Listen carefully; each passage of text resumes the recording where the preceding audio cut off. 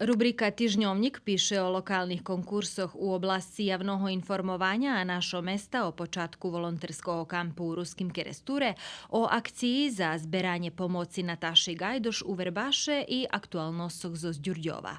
Ekonomija zaznačela pririhtovanja za manifestaciju Dnji Keresturske paprigi i produkciju i otkup ohurkoh u Ruskim Keresture.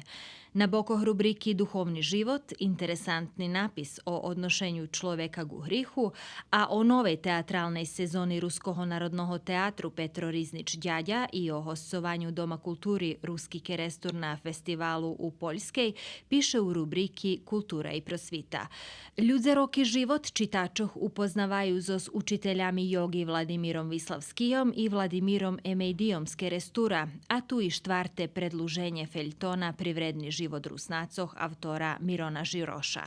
Na bokoh sportu medzi inčim piše o sportskih aktivnostoh u Žabeljskej opštini i uspišnih kocurskih ribaroh, a tu i tekst o dakedišnjomu fotbalerovi zo Šidu Joakimovi Kečkešovi. Dodatog u tim čišlje literaturne slovo, a novi recepti i poradi u obiscu mož prečitat zu rubriki Hladok i horuci tepši.